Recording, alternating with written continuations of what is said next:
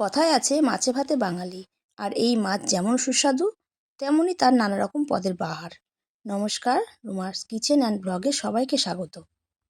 আজকে চলে এসেছি কাতলা মাছের একটা রেসিপি নিয়ে। দই কাতলা। এখানে আমি কয়েক পিস মাছ নিয়েছি, কাতলা মাছ। সেটাতে পরিমাণ মতো লবণ, একটু গোলমরিচের গুঁড়ো আর একটু লেবুর রস দিয়ে আমি মাছটাকে বেশ 10 থেকে 15 মিনিট আমি ম্যারিনেট করে রাখবো। লেবুর রস দিয়ে মাছটা মাখালে মাছটা বেশ সুন্দর খেতে লাগে, সুস্বাদু লাগে। অনেকক্ষণ ধরে আমি মাছটাকে ভালো করে মেখে নিচ্ছি। এবার গোলমরিচের গুঁড়ো, লবণ আর লেবুর রসটা দিয়ে একটু মাখিয়ে রেখে দিচ্ছি। এদিকে একটা পাত্রে, একটা মিক্সচার গ্রাইন্ডারে আমি টক দই নিয়েছি, পরিমাণ মতো টক দই নিয়েছি, আর নিয়েছি কয়েক টুকরো কাজু। এটাকে একটু পেস্ট করে নেব। তারপরে গরম তেলের উপরে আমি মাছগুলোকে ভালো করে ভেজে নেব, উল্টে পাল্টে। আমি কিন্তু মাছ যখন মাখিয়েছি তখন কিন্তু হলুদ ব্যবহার করিনি। মাছটাকে ভালো করে হালকা করে আমি ভেজে নেব। খুব কড়া করে আমি মাছটা ভাজবো না। দেখতে পাচ্ছ মাছগুলো কিন্তু আমার সব ভাজা হয়ে গেছে। এবার মাছগুলোকে আমি একটা পাত্রে তুলে নেব, আর ওই তেলের মধ্যে দিয়ে দেব গোটা গরম মশলা। ফোড়নে দেব গোটা গরম মশলা।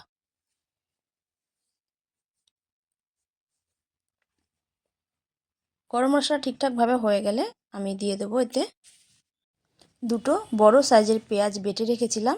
সেই পেঁয়াজ বাটাটা দিয়ে দেবো তেলের ওপরে। 10 সেকেন্ড মতো আমি পেঁয়াজটাকে বেশ ভালো করে তেলের উপর নাড়াচাড়া করব। নাড়াচাড়া করার পর দিয়ে দেবো আদা আর কাঁচা লঙ্কা পেস্ট। আদা, রসুন আর কাঁচা লঙ্কা পেস্ট আমি দিয়ে দিলাম।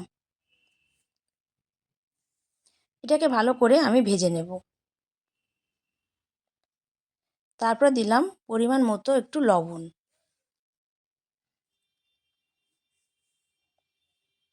দিলাম স্বাদটা ঠিক রাখার জন্য একটু চিনি। তারপরে ভালো করে একটু এটাকে কষে নেব। এই মশলাটাকে আমি বেশ ভালো করে একটু কষে নেব।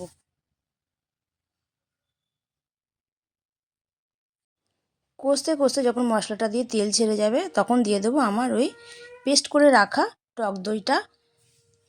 কাজু আর টক দই পেস্টটা আমি দিয়ে দেবো। টক দইটা আমি একসাথে ফেটিয়ে রেখেছি, যাতে আমার রান্নাতে টক দই দেওয়ার পরে যাতে ফেটে না যায়, তার জন্য আমি একবারে মিক্সচার মেশিনে গ্রাইন্ডারের মধ্যে আমি ফেটিয়ে নিয়েছি কাজুর সাথে আর টক দইয়ের সাথে। এবার ভালো করে কষাবো, বেশ কয়েক মিনিট ধরে আমি কষাবো মশলাটাকে টক দইয়ের সাথে। তারপরে দেবো পরিমাণ মতো জল। যার যেরকম ঝোলের জন্য জল লাগবে সে সেরকম দেবে। ঝোলটা ফুটে উঠলে তারপরে দিয়ে দেবো মাছগুলো। ঝোলটা অনেকক্ষণ ধরে আমি একটুখানি নাড়াচাড়া করে ফুটিয়ে নিয়েছি। আমার একটু ঝোল লাগবে বলে একটু বেশি জল দিয়েছি। যার যেরকম লাগবে সে সেরকম দিয়ে নেবে। দিয়ে দেবো এবার ভেজে রাখা মাছগুলো।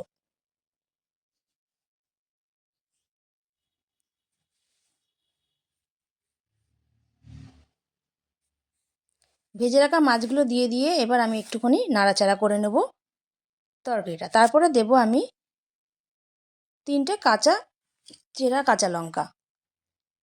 এই কাঁচা লঙ্কাটা দিলে বেশ সুন্দর স্বাদ আসে। আমার ঝোল থেকে কিন্তু তেল ছেড়ে দিয়েছে, ঝোলটা কিন্তু হয়ে গেছে।